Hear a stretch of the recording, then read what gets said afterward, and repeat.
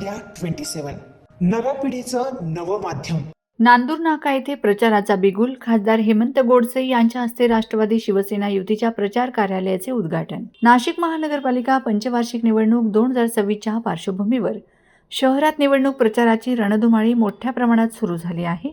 त्याचाच एक भाग म्हणून नांदूर नाका परिसरात राष्ट्रवादी काँग्रेस पार्टी आणि शिवसेना युतीच्या अधिकृत उमेदवारांच्या प्रचार कार्यालयाचे उद्घाटन आज पार पडले. हे उद्घाटन खासदार हेमंत आप्पा गोडसे यांच्या शुभ हस्ते करण्यात आले. यावेळी शिवसेना शिंदे गट व राष्ट्रवादी काँग्रेस अजित पवार गटचे 4ही नगरसेवक, पदाधिकारी, कार्यकर्ते आणि नागरिक मोठ्या संख्येने उपस्थित होते. या प्रचार कार्यालयातून राष्ट्रवादी शिवसेना युतीचे अधिकृत उमेदवार अश्विनी भावेश बागुल, कविता धर्मवीर अंडे, रवींद्र दत्तू जाधव आणि अतुल शंकरराव मते हे आगामी निवडणुकीसाठी प्रचाराला सुरुवात करणार आहेत. उद्घाटनाप्रसंगी उमेदवारांनी उपस्थितांना संबोधित करत आपल्या मनोगतात विकास कामांचा आढावा मांडला. तसेच नागरिकांच्या समस्या सोडवण्यासाठी कटिबद्ध राहण्याचा निर्धार व्यक्त केला.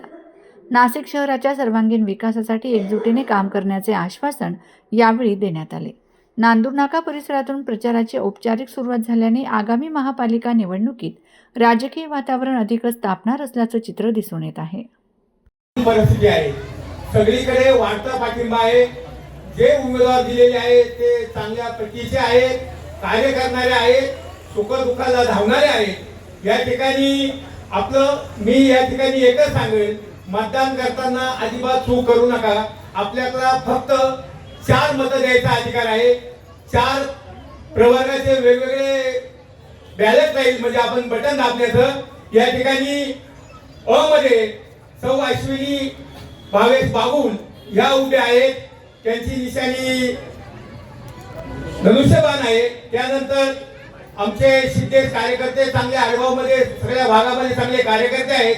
त्यांच्या वहिनी आहेत सौ कविता धर्मवीर अंडे, यांची निशाणी धनुष्यबाण आहे. आम्हाला उमेदवारीची धुरा दिली, ती धुरा आम्ही पूर्णपणे पार पाडू अशी मी तुम्हा सर्वांना विनंती करते. सौभाग्यवती अश्विनी भावेश बागुल या गावची सून, या गावची लेक आणि या गावची मुलगी. मी प्रभाग क्रमांक 2 अ मधून अनुसूचित जाती महिला या जागेवरती शिवसेना पक्षाकडून धनुष्यबाण या चिन्हावरती लढत आहे. तसेच माझ्यासोबत कविताताई अंडे याही शिवसेना पक्षाकडून धनुष्यबाण या चिन्हावरती लढत आहे. तसेच राष्ट्रवादी पक्षाचे अजितदादा पवार यांच्या पक्षाकडून आमचे रवींद्रजी जाधव, तसेच आमचे अतुलदादा मते हे राष्ट्रवादी पक्षाकडून घड्याळ या चिन्हावरती लढत आहे. मी अश्विनी भावेश बागुल स्वतः एक तरुण असून एक पदवीधर असल्यामुळे मला येथील गावच्या सर्व समस्या, जसे की रस्त्यांचा प्रश्न असो, विजेचा प्रश्न असो, पाण्याचा प्रश्न असो, आरोग्याचा प्रश्न असो, येथील महिलांचं सक्षमीकरण असो, तसेच महिला बचत गटा थ्रू सर्व महिलांना रोजगार मिळवून देण्यासाठी मी नक्कीच प्रयत्न करेल. फार गरज आहे. मी प्रभाग क्रमांक 2 मधील सर्व नागरिकांना विनंती करेल की येत्या 15 तारखेला आम्हाला मतदान करून आमच्या पूर्ण पॅनलला विजय करा. जय राष्ट्रवादी, जय शिवसेना राष्ट्रवादी पक्षावरती प्रेम करणारे सर्व परिसरातील ज्येष्ठ श्रेष्ठ मंडळी, खऱ्या अर्थाने रविदादाने आता जे सांगितलं, ही लढाई जनतेच्या हातात आहे. जनतेच्या हातात कशी, तर खऱ्या अर्थाने ही लढाई धनशक्ती विरुद्ध जनशक्तीची आहे. आपण जर बघितलं, ज्या ज्या ठिकाणी राज्यामध्ये असेल, देशामध्ये असेल, स्थानिक स्वराज्य संस्थांमध्ये असेल, जिथं जिथं नवीन चेहऱ्यांना संधी मिळाली, अतिशय उत्साहाने, अतिशय उमेदीने सर्व नवीन चेहऱ्याने त्या प्रभाग असेल, मतदारसंघ असेल, तिथं काम केलेलं आहे. तर आज या प्रचार कार्यालयाच्या उद्घाटन प्रसंगी आपल्या सर्वांना निश्चित सांगतो की आपल्या समोर जे राष्ट्रवादी काँग्रेस पक्ष असेल, शिवसेना असेल, या युतीच्या माध्यमातून आम्ही सर्व चेहरे आपल्या समोर येतोय आणि सर्व नवीन चेहरे आहेत, स्वच्छ चेहरे आहेत. हे मी सांगण्यापेक्षा जनता सांगते. या सर्वांना आपण संधी दिली तर नक्कीच अनेक वर्षापासून नांदूर गाव असेल, आडगाव असेल, खेडी कामगार असेल, प्रभाग क्रमांक 2चा सर्वच परिसर अतिशय मोठा प्रभाग आहे आपला. आणि या प्रभाच्या ज्या अडचणी आहेत त्या पण अतिशय मोठ्या आहे आणि अनेक वर्षापासून प्रलंबित आहे.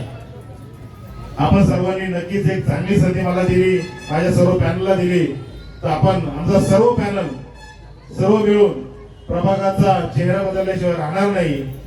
आपण तुम्हाला आजच्या या कार्यक्रमाप्रसंगी आम्ही शब्द देतो की आपलाही ताप आमच्या पाठीवर आहेच, पण माय माऊलीने जनतेने तर आमच्या पाठीवर ताप दिली, आमच्या पाठीवर आशीर्वाद दिला, तर नक्कीच पुढच्या 5 वर्षामध्ये सगळ्या सुसज्ज संस्कृत आणि भयमुक्त असा प्रभाग हा प्रभाग क्रमांक 2 असेल यात काही शंका नाही. प्रभागात फिरतोय, प्रभागातील सर्व नागरिकांना प्रचंड अडचणींना आपण साथ लागते. सर्वीकडे एकच बोंबाबोंब आहे. दादा पहिले तुम्ही मत मागा, नंतर मागा, पहिले आमच्या रस्त्याचं काय ते सांगा, तुम्ही मत नंतर मागा, आमच्या पाण्याचं काय सांगा. अनेक वर्षापूर्वी आमच्यावर 2 वेळेस पाणी यायचं, आता एकच नाही पाणी येतं. या ठिकाणी आपण 2 गावठाणं इथं वसलेली आहेत आणि जुने गावठाण असल्यामुळे इथं स्टोरेज शब्द पाण्याची नाही.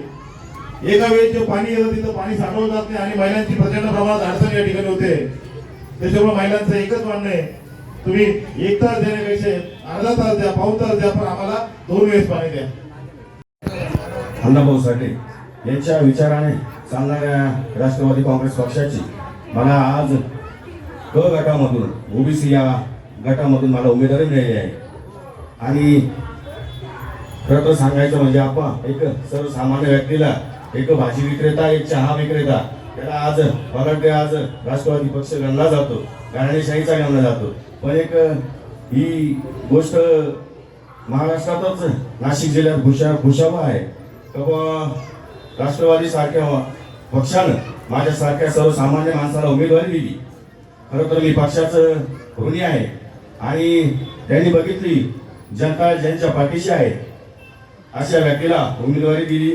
खरं मनापासून मी त्यांचं स्वागत करतो. खरं सांगायचं म्हणजे माझी लढाई ही समोरची व्यक्ती अतिशय बलाढ्य आहे, धनवान आहे आणि मी एक सर्वसामान्य व्यक्ती आहे. खरंच जनतेच्या पाठिंब्यावर मी उमेदवारी करीत आहे. तात्यांना माहिती आहे, तात्या माझ्या जीवन कथेचे साक्षीदार आहे, आडगावकर आहे, नांदूर मानू आहे. खरं तर मी धाडस केलेला आहे.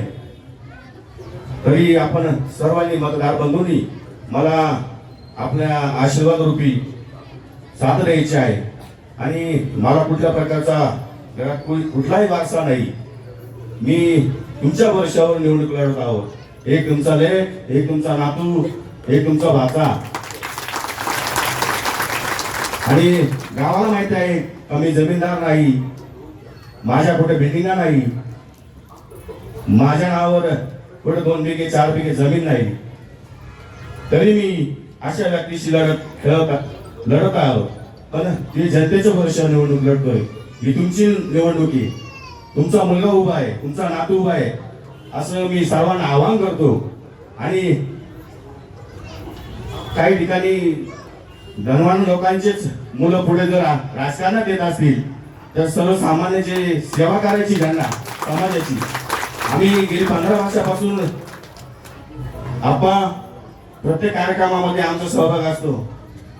समाजकारणात आम्ही 80% करत आलेलो आहे, राजकारणात आता 20% आलो आहे. त्याची आम्हाला नक्कीच ही जनता, मायबाप जनता फार भोळी आहे. 100% ते आम्हाला आशीर्वाद देतील याची मला शाश्वती आहे. मुलींनी आत्महत्या केली तर तिचं कारण सांगितलं गेलं का पहिलं हायर एज्युकेशन, उच्च शिक्षणासाठी 50% मोफत होतं आणि 50% फी भरावं लागायची. परंतु आईवडिलांची परिस्थिती नसल्या कारणानं ते त्यांच्यामध्ये चर्चा ज्यावेळेस त्या मुलीने ऐकली माझ्यामुळं माझ्या आईवडिलांना काहीतरी विकून काहीतरी करावं लागतं, तर ती दुर्घटना त्यावेळेस घडली. आणि टीव्हीवर बातमी आल्यानंतर शिंदे साहेबांनी रात्री 12:30 चंद्रकांत दादा पाटलांना त्या ठिकाणी फोन लावला आणि ताबडतोब तो प्रस्ताव तयार करा आणि कॅबिनेटला पुटअप करा आणि त्यानंतर आता आपल्या कुठल्याही मुलीला उच्च शिक्षण हे मोफत करण्याचं काम या ठिकाणी सांगायचं हेच आहे का आपण सर्वांनी बघितलं का जर आपल्याला. आणि त्यानंतर अजितदादा, आता अजितदादा संदर्भात सांगायचं ठरलं तर अजितदादा एक चांगलं प्रशासन त्यांना निश्चित कळतो आणि गतिमान निर्णय म्हणजे अजितदादांकडे जर आपण कधी कोणी गेलं आमचं नेतृत्व तर काही समस्या असतील तर त्यांना इतका दांडगा अनुभव आहे प्रशासकीय का तातडीने त्यावरती काय समस्या आहे आणि काय त्यावरती निराकरण करायचं ती कशी सोडवायची ते असे तातडीचे निर्णय घेणारे हे दोन्ही नेते.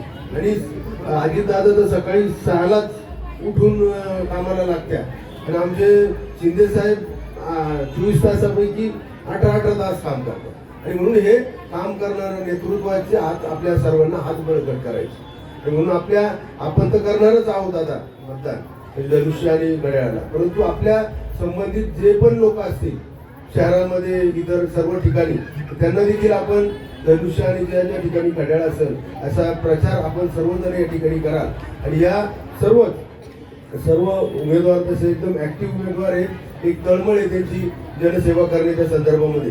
आणि म्हणून यांना देखील मतदानाच्या रूपाने येत्या 15 तारखे रोजी पहिल्या मशीनवरती 2 धनुष्यबाण, दुसऱ्या मशीनवरती घड्याळ आणि तिसऱ्या मशीनवरती घड्याळ हे बटन दाबून त्यांना प्रचंड मताने विजयी करा हीच कळकळी